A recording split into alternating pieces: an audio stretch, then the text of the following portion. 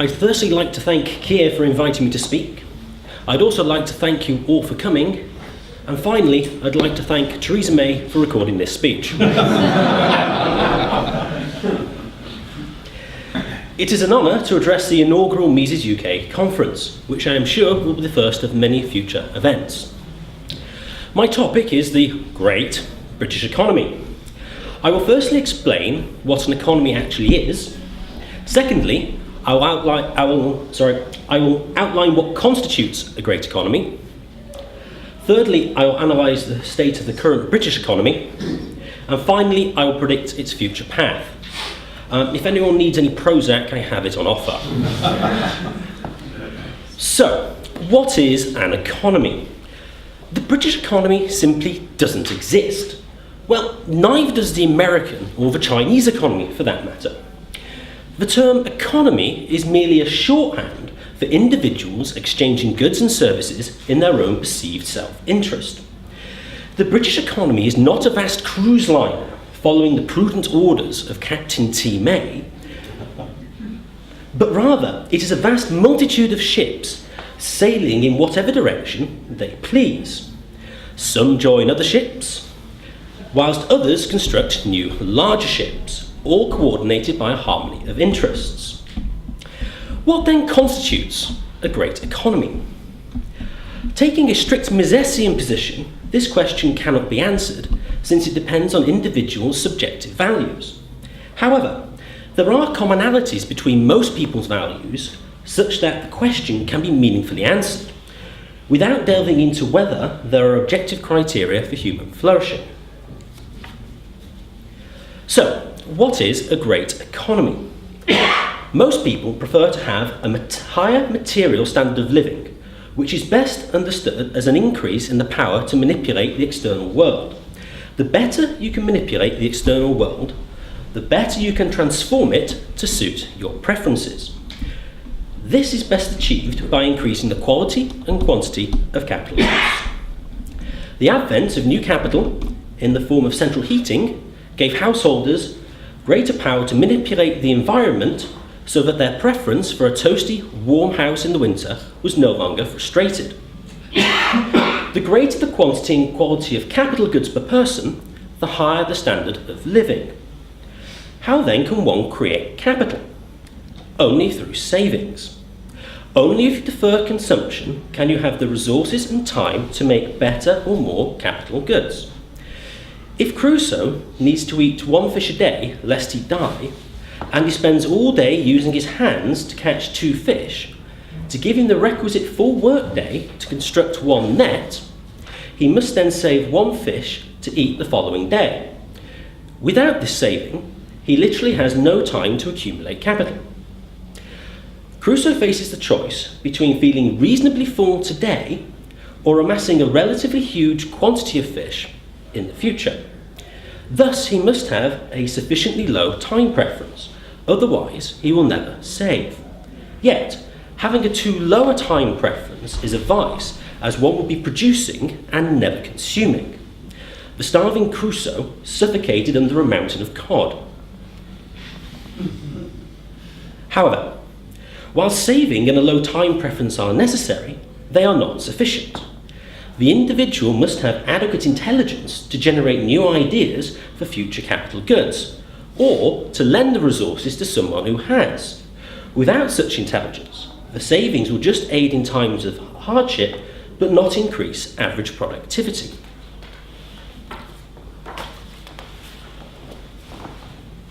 Further, a great economy requires a reasonably predictable future. If there is a high level of political instability, your product could end up being illegal, or worse, offensive to a newly protected minority. Around 6 months prior to the 2015 general election, business investment plummeted as they were concerned that Red Ed Miliband could become Prime Minister. You need to be reasonably confident of your future returns, otherwise you'll probably consume now instead. Further, the returns need to be predictably high. A stable society with 95% income tax, if that's possible, is unlikely to see much capital formation, as it's simply not worth it. Yet, an economy with high savings, lowest time preference, high intelligence and no taxes could still be a basket case, since an economy of self-sufficient farmers is unlikely to advance beyond the Iron Age. To fully exploit each individual's comparative advantages, trade is required, and a highly specialised trading economy requires money. In particular, one with a stable and predictable value. Further, individuals would prefer the value of their money to increase as much as possible, without making prices denominated in that money unpredictable, as this would reduce its marketability. Now, after what might seem a long preamble, we can now compare the greatness of the British economy relative to our ideal one. Monopoly money. Ever since Nixon closed the gold window in 1971, the pound has been as close to sterling silver as Bruce Jenner is to being a woman. It is either now just paper or ethereal noughts and ones on a hard drive. Consequently, money simply fails to fulfill the crucial function of being a store of value. If you stashed £100 under your bed in 1971, even if inflation was only 1% every year, it could only buy what £64 could buy in 1971, a fall in purchasing power of 36%. In reality, the average inflation rate was 6.1%, so the purchasing power over that time period fell by an astonishing 95%. The vast inflation has likely caused a significant increase in society's time preference. The media blame consumer capitalism for encouraging spending on frivolities. But when your money loses its value quicker than your Jimmy Savile memorabilia collection,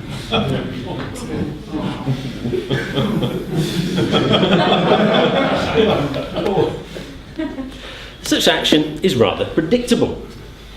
Consequently, it isn't surprising that gross savings, that is, total disposable income minus consumption expenditure, fell from 29% of gross national income in 1970 to only 12% in 2016, a fall of nearly 60%. The pool of real savings for investment in the UK today is pitifully low. However, despite this collapse in purchasing power since 71, average real wages, that is, money wages minus inflation, have increased approximately by 30%.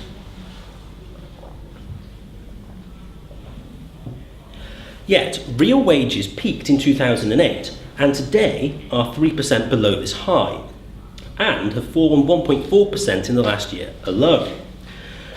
Nevertheless, we are still significantly richer than in 1971, but this increase in real wages has been far from evenly distributed.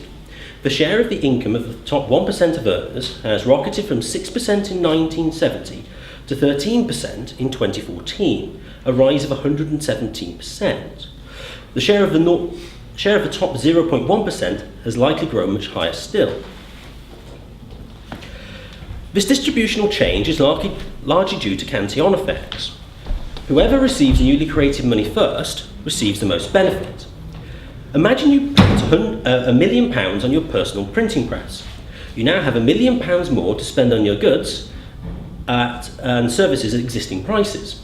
However, after you have purchased your tailored Savile Row suit and your Aston Martin 9, which Andy would do, your acquisition has reduced the supply of goods on the market, as well as increasing the money in circulation, thereby hiking prices for later receivers of the money. This increase in the money supply essentially leads to wealth distribution from value creators to value eaters. The first receivers, typically the government and banks, suck the blood of the productive. Since 2008, the Bank of England has lavished £435 billion of corporate welfare on banks and other financial institutions through the pretentiously named quantitative easing, otherwise known as getting the keyboard, hitting it a few times, and magicking money into existence. Obviously, if I was to do this, I would be thrown in jail. In addition, over this period, the Bank of England has presided over an increase in the M2 money supply of around 46%. So over that time, it's nearly halved again in size, just over, what, like 11 years, 10 years, something like that. Further, the proclivity of the government to bail out failing banks, such as Northern Rock, and the Bank of England's function as lender of last resort creates an environment which encourages fractional reserve banking, a practice where a customer deposits £100 in a current account for safekeeping, but which then the bank treats as a loan and lends out, creating unbacked credit. The borrower then spends the credit, which becomes a shopkeeper's income, who then deposits it at a bank. Consequently, there are now £190 of claims on only £100. If the bank retains 10% of the deposit, if this £100 will magically, after it all works through the economy, turn into £900 of unbacked credit, effectively increasing the money supply. In the last 40 years, banks have expanded the money supply in this way by an average of 11.5% every year. Consequently, in addition to the problems caused by the counter-on effects, fractional reserve banking makes it almost impossible to ascertain whether or not your particular investment is in fact backed by real savings or backed by thin air. This then encourages more investments than are in fact physically possible, and these two are directed to the wrong places due to the credit supply suppression of the interest rate. This inevitably leads to an economy-wide bubble and subsequent collapse. The FTSE 100 hit an all-time high just a few weeks ago, and ominously, the last time that happened was in 2008. Further, it's very likely that the housing market, again, is a huge bubble. In 1975, the average house price was just £83,000 in real terms. Since then, it has risen by an incredible 165% to just over £220,000. Even with a sizable 25% deposit, this requires a total household income of approximately £33,000 a year, assuming the bank will lend 5 times household income. Further, given that the median pre-tax income is only around £26,000 a year, this in many cases necessitates a 2-income household to afford a mortgage, which in the 70s could easily be afforded on 1 income. The web of fear, the tax system and government splurging. The British tax system presently runs to over 10 million words, which is over 10 times the length of the King James Bible. The intimidating complexity of the tax system and the uncompromising HMRC create great uncertainty for individuals and businesses, as you essentially need to be a tax expert to calculate your post-tax profits. Further, given that under George Osborne's chancellorship, the tax code increased in length by over 20%, so that's like 5 years or so, any long-term investment is a veritable minefield.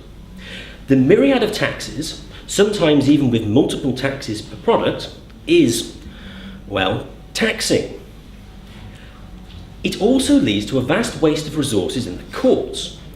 Can anyone forget the 1991 ruling that Jaffa cakes were in fact a cake, and therefore, importantly, not subject to VAT, because they go hard when they go stale, whereas biscuits, which are subject to VAT, go soft. And this genuinely took part of the reasoning for the 1991 ruling. The great use of lawyers. Not only is it uncertain how much tax you'll pay, but whether it will be high or incredibly high. The UK government currently extorts an astounding 33% of GDP. Even more staggering, it is apparently simply not enough. Since 2010, the national debt has increased by 49% and currently stands at £1.7 trillion, which is £26,000 for every man, woman and child. In the financial year 2016-17, the government borrowed an additional £45 billion and also spent £46 billion on debt interest payments. Yes, the government does take out a new credit card to pay off the old one.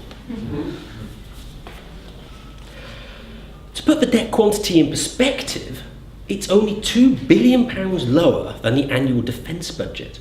And this is just to prevent default, and that's pretty much all they're doing. And remember also, any increase in government borrowing is a future tax increase. In principle, the government could default, but to do so would cause meltdown of the financial system. And since they are the biggest beneficiaries of it, they will stave it off as long as possible. Moreover, the national debt excludes unfunded future liabilities, which are estimated to be £3.8 trillion. Now, a lot of this is pensions, but that is a sizable figure. Now, whilst monopoly privileges and the banking system enrich the elites, the number of taxpayers versus net tax receivers is a good proxy for the health of the economy. According to the Office for National Statistics, in 2012-13, the latest data available, 38% of non-retired households received more in benefits than they paid in tax. Crucially, however, they treat public sector employees as paying tax, which is simply impossible. This is like saying that young children are financially independent of their parents because they give them the occasional sweet bag. Now, since the public sector currently employ 5.5 million of the 32 million people in work, it is quite probable that over 50% of the working population are net tax eaters. Also, the benefits received only include cash benefits plus estimated money equivalents of spending on schools, hospitals and some of transport, but exclude other government expenditure such as defence and the police. This panoply of benefits again increases social time preference, because you may as well spend all your money on a 65-inch television and a holiday in Malaga, as the government will probably eventually bail you out anyway. The great retarding. Success in a highly specialised economy requires the ability to deal with astonishing levels of complexity due to the extremely interwoven networks of economic activity. The best measure of your ability to wrestle with complexity is IQ. Thus, we would expect those with high socioeconomic status to have high IQs in addition to other psychological traits which enhance income. The problem is, at least 50% of IQ is genetic, and the average birth rates amongst the rich have been declining. Whilst this began in the late 19th century, the appeal on feminism have accelerated in the 20th. High IQ women now routinely delay childbirth beyond the biological optimum, and in addition have a small number of children so they can continue to advance their careers. Consequently, over time, the number of high IQ children will fall. Further, the more children you have, typically the more welfare you receive, which encourages a typically low IQ poor to have more children, as it is an easy way to increase their income. So the average level of intelligence has and will continue to decline. Also severely problematic is the educational quality. Following the Forced Education Act of 1870, the UK's education system has been intended primarily as a form of corporate welfare. The state will train your workers so you don't have to. However, businesses not only complain of the poor abilities of school leavers, but also of graduates. Employers cite an inability of graduates to cope under pressure and about their lack of decent communication skills, amongst others. Even more damningly, over half of graduate employers in a recent YouGov poll said that their graduates were not job ready. These are people who have typically been in education, like 17 years, and they still can't function in a normal business. Unsurprisingly, government education does not provide the knowledge or skills that the market needs. But worse, its effective monopoly of exams has turned many private schools into excellent government exam factories. The government spends approximately £102 billion on what it considers as education, But this is an underestimate as it excludes student loans, many of which will never ever be paid back.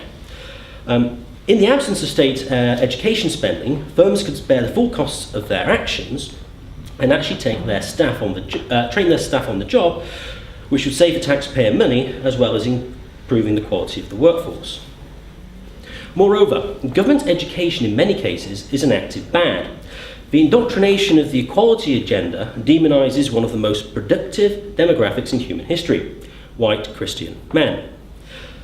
The students believe the only bulwark against their power is the ever-expanding state, which explains to some extent the young socialists' emphasis on minorities to the expense of the traditional working class. Possibly the most heinous aspect, however, of government intervention in education is child labour laws, which forcibly prevent people from actually learning job skills for pretty much the first 18 years of their life. Even when they are released from this yoke, the minimum wage makes entry-level jobs essentially illegal. An 18-year-old needs to bring to his employer more than £5.60 an hour. Otherwise, the owner will employ a robot instead. Note recently the proliferation of LCD ordering screens in McDonald's, which I think is probably a testament to this. Disappearing unemployment.